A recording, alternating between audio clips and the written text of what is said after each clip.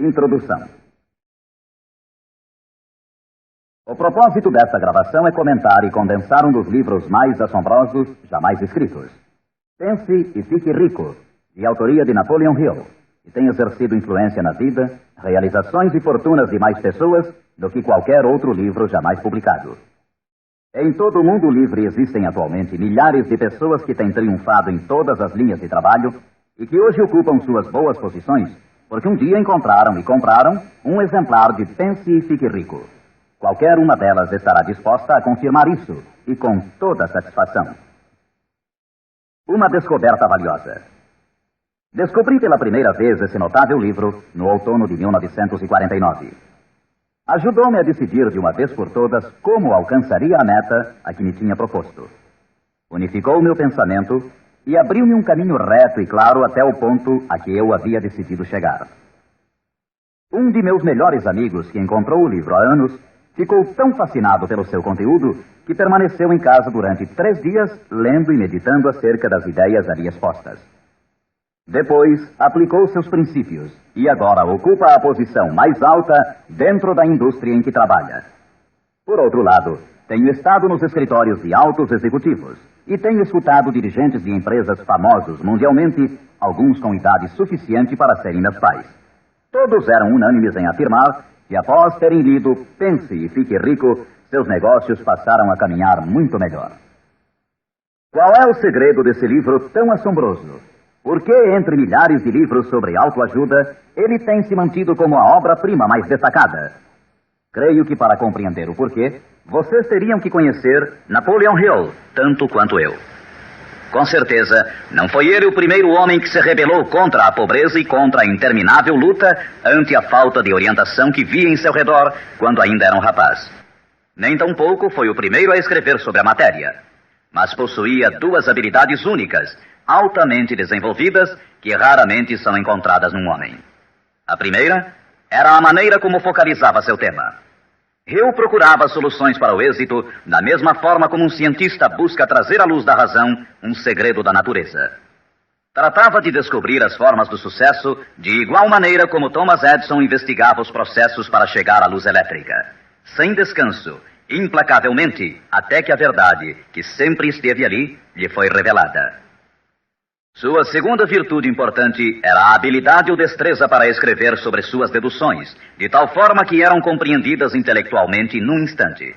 Mas talvez o mais importante para este assunto em especial é que eram compreendidas também emocionalmente. O poder de modificar vidas. Quando alguém lê a última página de Pense e Fique Rico, já é um homem diferente. Um homem que se coloca de pé ao terminar a leitura e já começa a demonstrar as modificações que sofreu. Para ele, desapareceram as situações angustiosas, cheias de frustração e autoimpostas. Para ele, o caminho está livre. É um homem agora possuidor de uma singular capacidade de converter os sonhos em realidade, as ideias em fatos. O destino, a fatalidade, os maus efeitos das circunstâncias exteriores não mais o afetam. De passageiro do barco da vida, passou a capitão, traçando rumos e decidindo vidas. Para entender esse livro, temos inicialmente de compreender a realidade, o princípio ou filosofia que se estende como estrutura básica da obra. A menos que, seja o que for que você construa, esteja baseado na verdade, acabará com a estrutura caída e espalhada ao seu redor, como a armadura dos antigos guerreiros de Homero. O que não é baseado na verdade não pode sustentar-se. Não pode suportar a prova do tempo.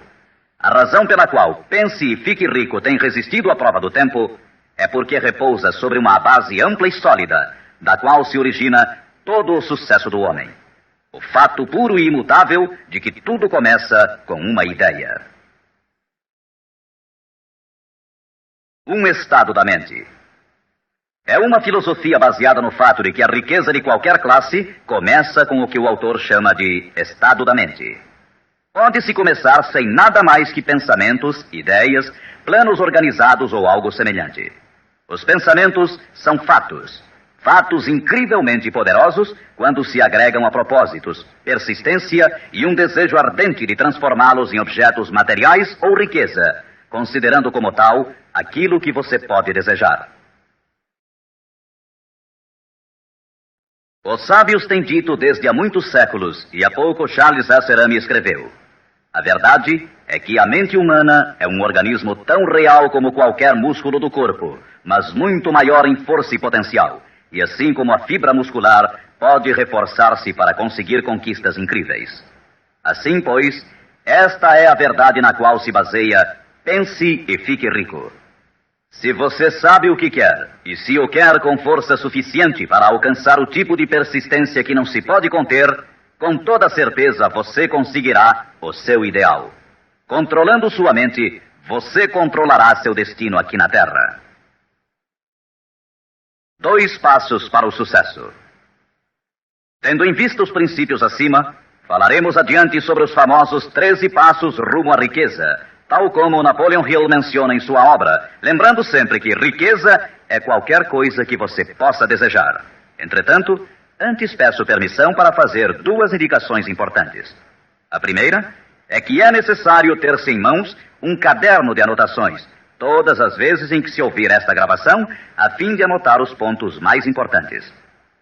A segunda é que esta gravação foi idealizada para seu uso pessoal, acompanhando sua própria e estimulante jornada.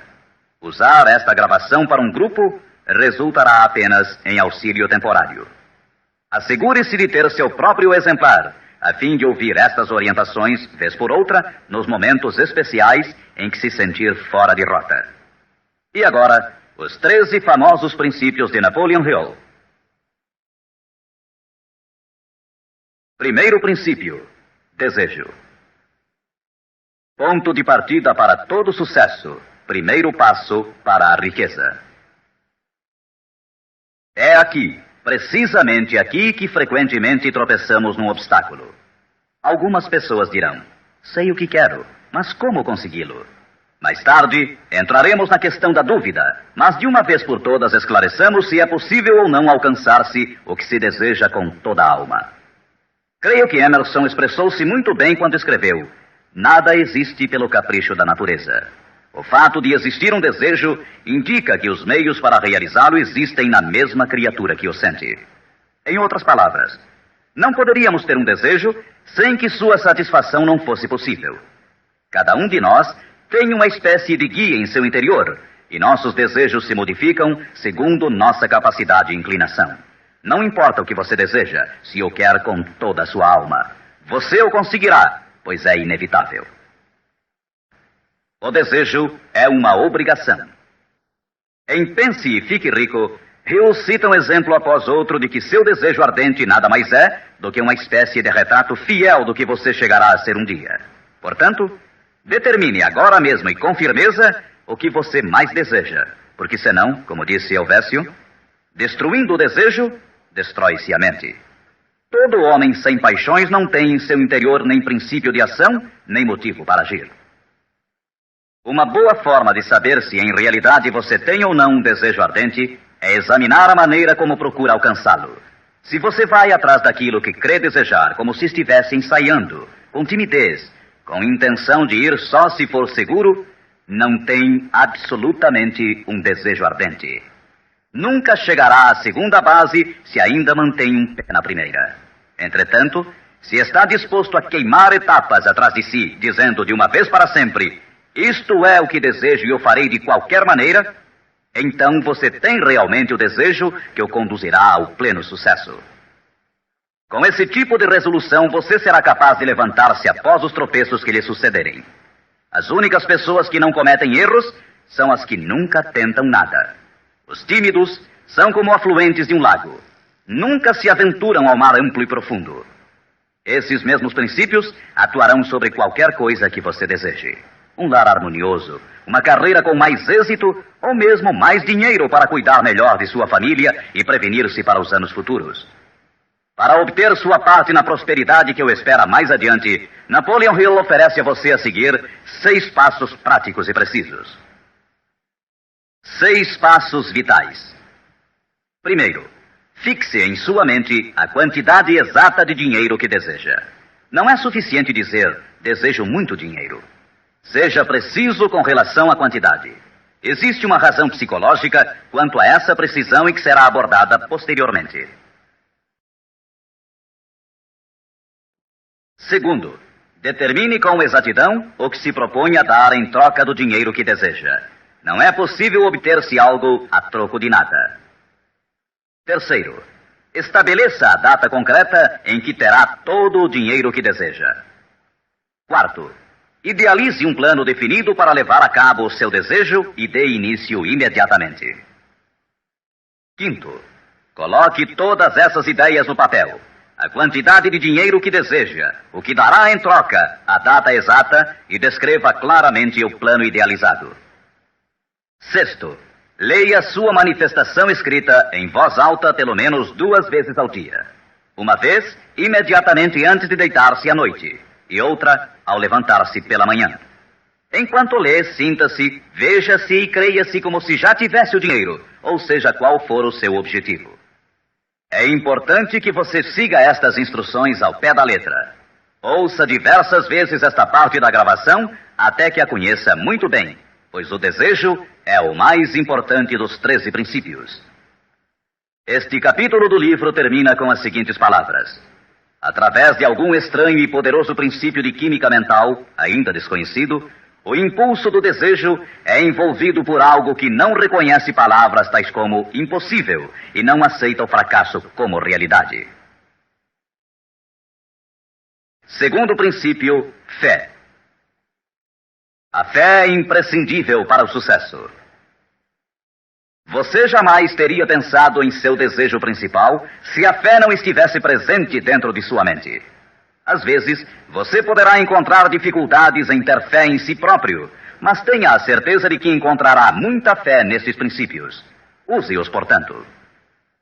Vejamos o que Napoleon Hill diz sobre a fé. A fé é um estado de espírito que pode ser induzido ou criado por meio de afirmações ou instruções repetidas à mente subconsciente através do princípio da autossugestão. Isto significa nem mais nem menos que uma sugestão pode ser implantada por você mesmo, conscientemente, assim como uma autobiografia é uma história escrita por uma pessoa sobre si mesma. Projetando a imagem mental de você mesmo, tendo em destaque seu desejo principal e repetindo tal ação várias vezes, isso resultará na fé de que necessita. A fé é vital para o sucesso. O imperador Napoleão Bonaparte disse uma vez: todo andaime religioso se desarruma como um edifício em ruínas ante uma só palavra: fé. Por sua vez, Goethe afirmava: as épocas de fé são épocas frutíferas. As épocas de incredulidade, ainda que esplendorosas, são estéreis de todo o bem permanente. E como disse Schlegel, na vida real, toda grande empresa começa e dá seu primeiro passo com a fé. Portanto, tenha fé de que pode alcançar aquilo que busca, porque jamais você poderia ter se decidido se não pudesse alcançá-lo. Autoconfiança. Em seu capítulo sobre a fé, Hill oferece uma fórmula para a autoconfiança: repetir-se a si mesmo constantemente. Primeiro, sei que tenho a capacidade de alcançar o objetivo de meu propósito definido na vida. Portanto, exijo persistência de mim mesmo, ação contínua para a execução. E aqui agora prometo executar esta ação. Segundo, percebo que os pensamentos dominantes em minha mente reproduzir-se-ão com o tempo em ação externa, física, e que de maneira gradual transformar-se-ão em realidade física. Portanto, concentrarei meus pensamentos durante 30 minutos diários na tarefa de criar a imagem do que pretendo ser, criando assim em minha mente um retrato mental claro de minha pessoa e em decorrência de meu objetivo. Terceiro, sei que através do princípio da autossugestão, qualquer desejo que alimente com persistência em minha mente buscará com o tempo a maneira, através de meios práticos, para alcançar o objetivo que há por detrás dele. Portanto, dedicarei 10 minutos de cada dia para exigir de mim mesmo o desenvolvimento da autoconfiança. Quarto, detalharei por escrito os objetivos principais e concretos de minha vida. E nunca deixarei de tentar alcançá-los até que tenha desenvolvido a autoconfiança suficiente para isso. Quinto, sei que nenhuma riqueza ou posição pode durar muito, a menos que seja erguida sobre a verdade e a justiça. Por conseguinte, não participarei de qualquer atividade que não beneficie a todos os que dela participem. Terei sucesso em conseguir a cooperação de outras pessoas, bem como em atrair o pessoal desejado. Induzirei outros a servir-me através da minha boa disposição em servir aos demais. Eliminarei o ódio, a inveja, os ciúmes e o egoísmo, oferecendo amor a toda a humanidade, pois sei que uma atitude negativa nunca me trará o sucesso.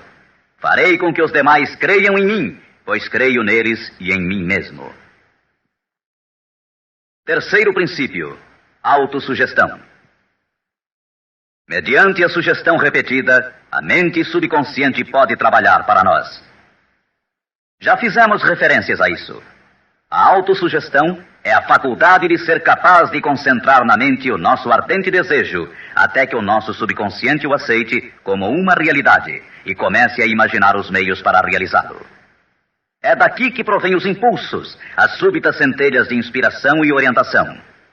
Agora resumiremos as instruções dadas no segundo princípio, fé, em relação aos 6 passos, autoconfiança, e as combinaremos com os princípios sobre a autossugestão, constantes no livro Pense e Fique Rico. Primeiro, vá a um lugar tranquilo, talvez na cama à noite, feche os olhos e repita em voz alta para que possa escutar suas próprias palavras, a manifestação escrita da quantidade de dinheiro que se propõe a acumular, ou uma reafirmação cuidadosa do que possa ser sua meta, bem como o tempo limite para alcançá-la, além da descrição do serviço ou mercadoria que se dispõe a dar em troca do que vai receber. À medida que põe em prática estas instruções, imagine-se já possuidor de sua meta. Suponhamos, por exemplo, que você se propõe a economizar em cruzeiros o equivalente a $50 mil até o dia 1º de janeiro daqui a 5 anos, que se determina a prestar serviços pessoais em troca de dinheiro como vendedor. A manifestação escrita de seus propósitos deve ser a seguinte. Escreva: para o dia 1º de janeiro de 1900 e aconteça o que acontecer, terei em meu poder a quantia de cruzeiros que economizarei em quantidades diversas durante aquele período. Em troca desse dinheiro, prestarei o melhor serviço possível, rendendo o máximo como vendedor de... Escreva aqui o produto que se propõe a vender ou qualquer coisa que você faça para ganhar a vida. Tenho certeza de que, à época aprazada, terei esse dinheiro em meu poder. Minha fé é tão grande que já posso ver esse dinheiro diante de meus olhos. Posso tocá-lo com minhas mãos, pois está à espera de passar para meu poder tão logo eu preste o serviço que proponho a desempenhar em troca dele. Estou preparando um plano para acumular esse dinheiro e eu seguirei à medida que o receba. Segundo, repita isto pela manhã e à noite, até que possa ver claramente em sua imaginação o dinheiro que se dispôs a acumular. Terceiro, coloque uma cópia do que escreveu onde possa vê-la dia e noite, quando se deitar ou levantar-se, até que possa recordá-la perfeitamente. Ao se dispor a colocar em prática estas instruções, você estará aplicando o princípio da autossugestão. Quarto princípio: conhecimento especializado. O integral conhecimento dos detalhes de seu trabalho ou produto é indispensável para alcançar o sucesso. Neste princípio, Hill destaca um ponto muito importante.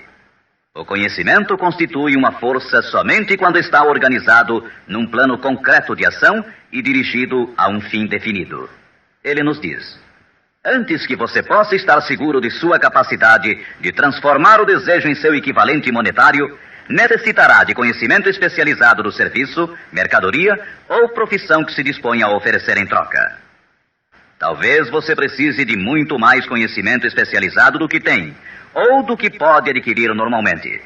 Se for essa a situação, poderá resolver o problema mediante a utilização de um sistema que chamaremos de grupo mental. Mais tarde explicaremos do que se trata, mas por enquanto, reconheça que tem de aprender tudo o que possa sobre sua especialidade. Assim, dedique parte do tempo a cada dia para assimilar mais e mais sobre o que você faz para seu sustento. Frequente cursos que existam sobre a matéria, bem como associe-se a homens que conheçam bem sua profissão. Quinto princípio: imaginação. A imaginação é literalmente a oficina onde se formam os planos criados pelo homem. O impulso e o desejo recebem forma e ação mediante a ajuda da faculdade imaginativa da mente. Foi dito que o homem pode criar tudo o que possa imaginar. Como disse e ensina Napoleon Hill. Toda mente humana pode alcançar o que pode conceber e crer. A única limitação do homem dentro do razoável reside no desenvolvimento e emprego de sua imaginação e da subsequente motivação para a ação. A automotivação é a chave. Os maiores dirigentes de negócios, indústrias e finanças, os grandes artistas, músicos, poetas e escritores chegaram a ser os melhores porque desenvolveram a força da automotivação. Enquanto você desempenha seu trabalho diário, pense constantemente nos meios pelos quais poderia realizá-lo melhor, com maior eficácia. Pense nas modificações inevitáveis. Podem ser feitas agora? Se você sente limitações, lembre-se das palavras do famoso arquiteto Frank Lloyd Wright. A raça humana construiu com mais grandeza quando maiores eram as limitações e, portanto, quando mais era necessária a imaginação para construir. As limitações parecem ter sido sempre as melhores amigas da arquitetura. Quando você construir seu futuro partindo desse ponto de vista, não se preocupe com as limitações. Recorde que estas podem ser suas melhores amigas, posto que requerem imaginação se tivermos que nos levantar acima delas. E como disse Beecher, a alma sem imaginação é como um observatório sem telescópio. Sexto princípio: planejamento organizado. Para obtermos sucesso em um empreendimento que decida nossa vida, devemos ter planos perfeitos.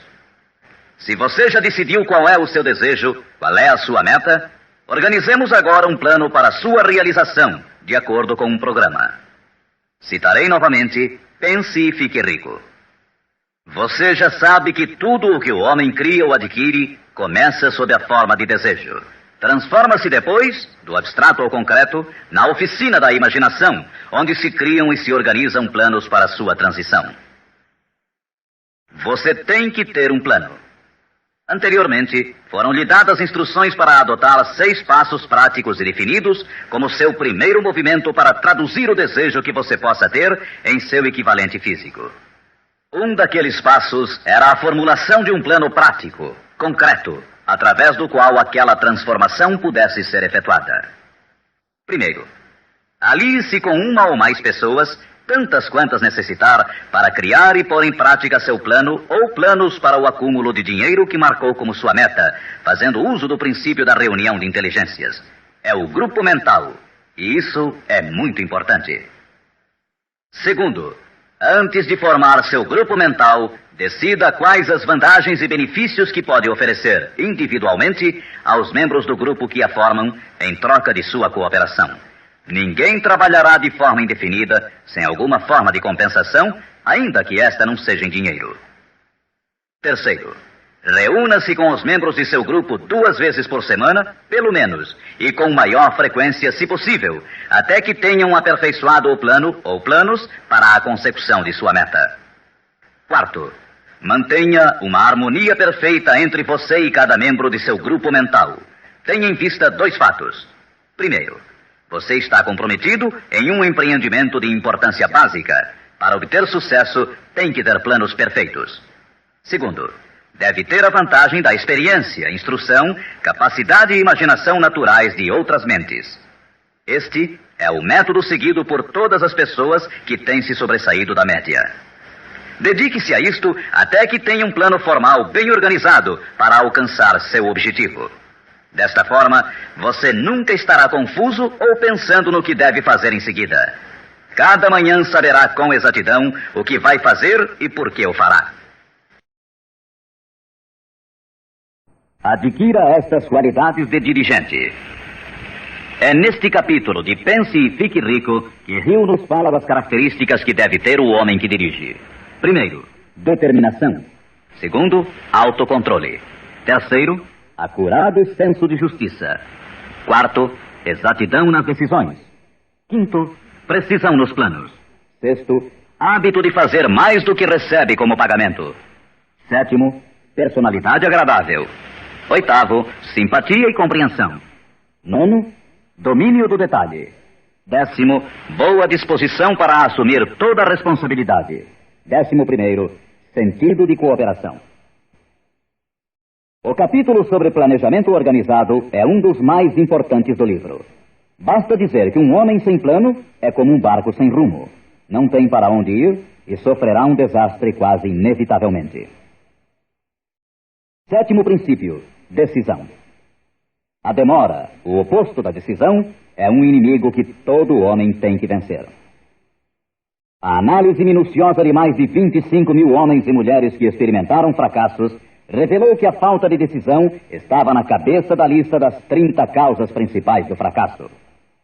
A análise de várias centenas de pessoas que haviam acumulado fortunas superiores a $1 milhão demonstrou o fato de que cada um deles tinha o hábito de tomar decisões com rapidez e lentamente modificá-las à medida que houvesse necessidade de uma alteração. As pessoas que fracassaram em acumular dinheiro, sem exceção, quase sempre tinham o hábito de tomar decisões com lentidão e depois modificavam-nas com rapidez e frequência. Ter um objetivo concreto torna mais fácil a tarefa de tomar decisões rápidas. Entre os inúmeros exemplos citados por Hill, um dos mais conhecidos é o caso de Henry Ford. Uma das qualidades mais destacadas daquele industrial era seu hábito de tomar decisões concretas com rapidez e depois modificá-las com calma. Esse modo de ser era tão pronunciado em Ford que lhe deu reputação de obstinado. Foi essa aptidão que o impulsionou a continuar fabricando seu famoso modelo T, o automóvel mais feio do mundo, mas naquele tempo o mais prático, apesar de todos os seus assessores e alguns dos compradores insistirem para que ele o modificasse. Talvez Ford tenha demorado muito em fazer as alterações, mas o resto da história é que sua firmeza de decisão produziu-lhe uma enorme fortuna, sem que fosse necessário modificar o modelo, e seguramente a companhia hoje não está pior por isso. Quando você tiver uma ideia, apegue-se a ela. As pessoas que fracassam, em sua maioria, geralmente se influenciam com facilidade pela opinião dos demais, deixando-se inclinar sem dificuldades. Permitem que os jornais e falatórios dos vizinhos pensem por elas, mesmo sabendo que as opiniões são as mercadorias mais baratas da terra. Siga seu próprio conselho ao colocar em prática os princípios aqui descritos, tomando suas próprias decisões e seguindo-as. Não faça confidências a ninguém, exceto aos membros do seu grupo mental, e tenha muito cuidado na seleção desse grupo, escolhendo somente aqueles que simpatizem e harmonizem totalmente com seus propósitos. Os amigos íntimos e familiares, ainda que isto não signifique que o façam constantemente, atrapalham com suas opiniões e, às vezes, por causa do ridículo. Milhares de homens e mulheres arrastam consigo complexos de inferioridade durante toda a vida, porque alguma pessoa bem intencionada, mas ignorante, destruiu toda a sua confiança através de opiniões ou expondo-as ao ridículo. Se uma decisão merece algo, você deve agarrar-se a ela até que a tenha desenvolvido completamente. 8º princípio, persistência. A força de vontade e o desejo, adequadamente combinados, constituem uma dupla irresistível. Segundo Hill, persistência é como a força de vontade e combina-se com o homem como o carvão ao aço. Em inumeráveis casos, a persistência tem sido a única diferença entre o sucesso e o fracasso. É a falta dessa qualidade, mais do que qualquer outra, que impede a grande maioria de triunfar. Tentam algo, mas tão logo o caminho se torna áspero, desistem. A experiência com milhares de pessoas tem demonstrado que a falta de persistência é uma fraqueza comum à maioria das pessoas. É um defeito que pode ser vencido pelo esforço. Se você quer realizar um determinado desejo, tem que formar o hábito da persistência. As coisas parecerão difíceis. Será como se já não houvesse razão para continuar. Tudo em você dirá que deve renunciar, que deixe de tentar. É precisamente então quando os homens se distinguem dos meninos. É aqui, exatamente quando se percorre essa distância extra e se continua adiante, que os horizontes se aclaram e os primeiros sinais da abundância que há de ser sua pela persistência começam a ser vistos. Com a persistência virá o sucesso. A persistência pode ser cultivada. A persistência é um estado mental, portanto, pode ser cultivada. Como todos os estados da mente, a persistência se baseia em causas definidas, e entre elas encontramos as seguintes. Primeira, unidade de propósito, saber o que se quer. Segunda, desejo. Terceira, confiança em si mesmo. Quarta, unidade de planos. Quinta, conhecimento preciso, saber que seu plano é firme. Sexta, cooperação. A simpatia, a compreensão e a cooperação harmoniosa dos demais tende a desenvolver a persistência. Sétima, força de vontade. Oitava, hábito. A persistência é resultado direto do hábito. Nono princípio, usar a força de seu grupo mental. Duas mentes que se unem nunca deixam de criar uma terceira força, invisível, intangível, que pode ser comparada a uma terceira mente.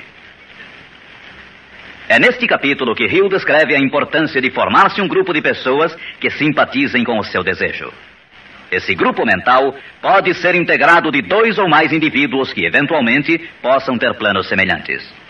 Com a decorrência das reuniões, você perceberá muitas vezes, ao estar discutindo algo com outra pessoa, que de repente surgem-lhe boas ideias, que são resultado dessa associação. Ideias que nunca apareceriam sem ela. O mesmo sucede com a outra pessoa. Estimule seu pensamento. Grande quantidade de boas ideias tem brotado de mentes individuais como resultado de participação em grupo. Associar-se a pessoas para formar o grupo mental não deve ser confundido com o fato de deixar que outros pensem por você, mas é estimular seu próprio pensamento através da associação com outras mentes. Ninguém sabe tudo. Quanto mais afins sejam as mentes reunidas, mais informações interrelacionadas estarão disponíveis. As grandes ideias são uma combinação de informações análogas. Assim, você deve escolher os membros de seu grupo com cuidado. Assegure-se que sejam pessoas que você respeita e que trabalhem conscientemente. Todos se divertirão muito e alcançarão suas metas muito antes. 10º princípio, entusiasmo. O entusiasmo provém da canalização de todas as energias corporais em termos positivos e louváveis. É neste capítulo que Napoleon Hill descreve a importância da mulher. A mulher que quase sempre auxilia o homem que luta pela consecução de metas meritórias. A opinião de Hill é de que praticamente todo dirigente é homem cujos êxitos foram inspirados em grande parte por uma mulher. Quando as coisas andarem mal, e pode estar seguro que isso ocorrerá em algumas ocasiões, você ver-se-á abandonado até pelos que você pensava que eram seus amigos. Mas se você conseguiu uma boa mulher, nunca estará só. Ela sempre o impulsionará a recomeçar uma e outra vez se necessário, e lhe dará um novo entusiasmo que nasce de sua fé em você. Ter alguém a quem amar é ter alguém com quem compartilhar seu êxito e realizações, que lhe felicite com o elogio que todos necessitamos de vez em quando. Um homem pode chegar a triunfar sem sua esposa e sem filhos, mas a plenitude da alegria se obtém através deles. Cuide de sua esposa e filhos como de seu maior tesouro. 11º princípio, a mente subconsciente. A mente subconsciente consiste em um campo de consciência no qual são classificados e registrados todos os impulsos do pensamento que chegam à mente objetiva através de qualquer dos 5 sentidos. Da mente subconsciente, você pode aproveitar ou tirar os pensamentos como quem tira cartas de um arquivo. Ela recebe e arquiva impressões sensoriais ou pensamentos independentemente de sua natureza. Você pode semear à vontade em sua mente subconsciente qualquer plano, ideia ou propósito que deseje traduzir em seu equivalente físico ou monetário. O subconsciente atua primeiro sobre os desejos dominantes que se mesclaram, como as emoções, como a fé. Sua mente subconsciente trabalha dia e noite. Mediante um procedimento ainda desconhecido para o homem, a mente subconsciente toma da inteligência infinita poder para transformar de maneira espontânea o desejo próprio no seu equivalente físico, usando sempre os meios mais práticos mediante os quais pode alcançar seu fim. Não é possível controlar completamente a mente subconsciente, mas pode-se entregar a ela qualquer plano, desejo ou propósito para que seja transformado em algo concreto. Ninguém sabe muito sobre o que chamamos a mente subconsciente ou mesmo de subconsciente. Sabemos que é incalculavelmente poderosa e que pode solucionar nossos problemas se corretamente empregada. A melhor forma é manter na mente consciente, tão frequentemente quanto possível, uma imagem clara de si mesmo, como se já tivesse alcançado a meta desejada. Defina-a com clareza e projete-a na tela de sua mente. Retenha. Veja-se fazendo e tendo as coisas que obterá depois de alcançado seu objetivo. Imagine isso tão a miúde quanto possível enquanto prossegue com seu trabalho diário, especialmente no momento de dormir e no instante de acordar. Assim, seu subconsciente começará a conduzi-lo pelos caminhos mais lógicos para o objetivo que imaginou. Não lute contra ele. Siga seus lampejos repentinos, as ideias que venham à sua mente. Esteja seguro que é seu subconsciente tentando chegar à sua mente consciente. Se você prosseguir assim, ficará surpreso e encantado com as ideias maravilhosas que parecerão brotar do nada. As vidas dos grandes homens e mulheres que parecem milagrosas para as pessoas normais não são mais do que a expressa satisfação de seus ardentes desejos através de sua mente subconsciente. No princípio seguinte, falaremos mais sobre o sexto sentido, que parece controlar a vida dessas pessoas, mas somente dos que souberam condicionar sua mente subconsciente. O tempo não significa nada para o subconsciente. Um homem poderia trabalhar com firmeza em seu labor durante 40 anos e não conseguir alcançar o que é possível em 3 ou 4 anos, mediante a aplicação adequada desses princípios. Sua mente subconsciente não pode permanecer ociosa. Se você não implantar desejos dentro dela, quaisquer ideias que surgirem como resultado de seu descuido servirão de alimento para ela. Lembre-se que você vive no meio de todo o gênero de impulsos e pensamentos que chegam a seu subconsciente sem seu conhecimento. Alguns desses impulsos são negativos e outros positivos. Você deve evitar os impulsos negativos e ajudar a influenciar de maneira espontânea sua mente subconsciente mediante impulsos positivos de desejo. Quando conseguir isso, terá a chave que abrirá a porta para o subconsciente. Bulwer escreveu: o homem que triunfa sobre seus semelhantes é aquele que muito breve na vida discerne com clareza seu objetivo e caminha para ele com todas as suas forças. Inclusive, o próprio gênio não é mais do que a observação minuciosa reforçada pela consistência do propósito. Todo homem que observa atentamente e atua com firmeza converte-se inconscientemente em gênio.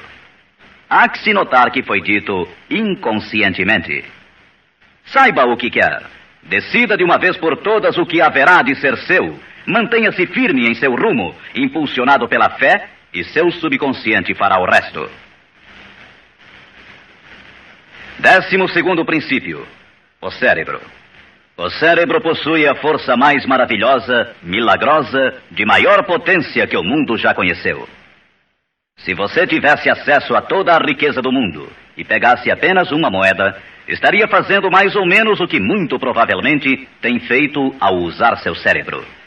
Nada é mais lastimável no mundo do que a incompreensão da maioria das pessoas com relação ao potencial de seu cérebro e das mentes consciente e inconsciente às quais está acoplado. Sua própria central elétrica. O número de linhas que ligam entre si as células cerebrais é igual ao algarismo 1, seguido por 15 milhões de zeros. Calcula-se que existem de 10 a 14 bilhões de células no córtex cerebral humano normal. É inconcebível, pois, que esta intrincada maquinaria deva existir com o único propósito de manter as funções físicas inerentes ao desenvolvimento e manutenção do corpo físico. O cérebro é o mecanismo que nos deu o avião supersônico, os satélites artificiais, os foguetes que adentram no espaço exterior, as artes, as ciências, etc. Tudo o que hoje sabemos, usamos e usaremos no futuro, tem saído desta pequena massa cinzenta que todos nós temos. Pode você duvidar, ainda que por um momento, de que pode trazer a você e aos seus o que quer que deseje aqui na Terra? É evidente que não conseguirá se admitir que sua força é como a de uma pessoa que deixa de agir, como aqueles que nem sequer pensaram nisso alguma vez. Deixe para o cérebro o trabalho que você decidiu realizar e veja como ele o executa. 13º princípio: o sexto sentido. O sexto sentido é o equipamento receptor através do qual chegam à mente ideias, planos e pensamentos que às vezes recebem o nome de lampejos repentinos ou inspirações. O sexto sentido pode ser descrito como sendo o sentido através do qual a inteligência infinita pode e efetivamente se comunica com o indivíduo de maneira espontânea e sem esforço algum por parte deste. Eis aqui a base desta filosofia. só pode ser assimilada, compreendida e aplicada depois de dominados os primeiros 12 princípios. O sexto sentido é aquela parte da mente subconsciente que nos referimos como imaginação criadora e desafia qualquer descrição. Por outro lado, torna-se difícil explicar o que seja para qualquer pessoa que não tenha dominado os demais princípios desta filosofia, o que estes princípios representam, porque falta a essa pessoa o conhecimento e a experiência com os quais possa comparar o sexto sentido. Este sentido pode ser adquirido. O sexto sentido não é algo que possa ser ligado e desligado à vontade. A capacidade de empregar essa enorme força chega pouco a pouco, através da aplicação dos outros princípios que esboçamos. Muitos indivíduos adquirem um conhecimento prático do sexto sentido antes dos 40 anos de idade. Entretanto, com maior frequência é adquirido depois de bem passados os 50, porque as forças espirituais com as quais está intimamente ligado o sexto sentido geralmente não amadurecem e chegam a ser utilizadas, senão através de vários anos de meditação, de autoanálise e de pensamentos corretos. Todavia, nada nos impede que comecemos a desenvolvê-lo desde agora, aplicando com entusiasmo os princípios que foram expostos até aqui. Lembre-se disto.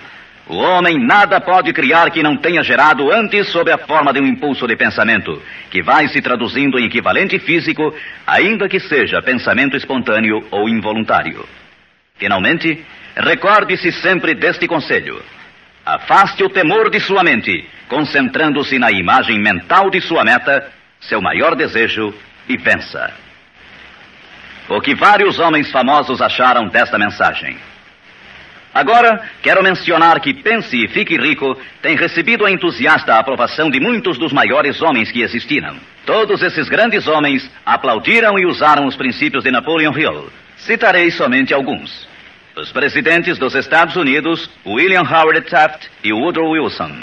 F.W. Woolworth mencionou que havia aumentado muito sua cadeia de armazéns, aplicando muitos destes princípios.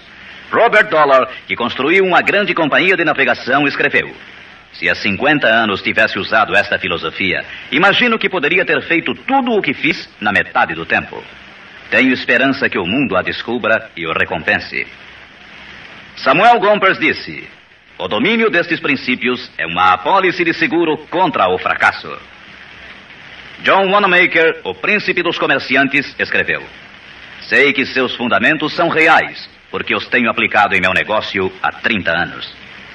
Também o aplicaram George Eastman, o maior fabricante de câmaras fotográficas do mundo, Thomas Edison, Luther Burbank, Theodore Roosevelt, E.M. Statler, John Rockefeller e muitos mais. Como é óbvio imaginar-se, as opiniões destes homens não poderiam ser compradas com todo o dinheiro do mundo. O que temos mencionado aqui pode mudar sua vida, pode trazer-lhe todas as coisas proveitosas que deseje na vida para você e sua família. Afaste-se da média, do medíocre e enderece seu rumo de acordo com os sonhos de seu coração. Estes 13 princípios não o decepcionarão nunca enquanto você os empregar. Sua grande oportunidade pode estar precisamente onde você se encontra agora. Siga estas instruções fielmente e o resultado aparecerá diante de você. A última recomendação de Napoleon Hill: não procure a oportunidade longe, mas sim a reconheça e aproveite-a onde você se encontra.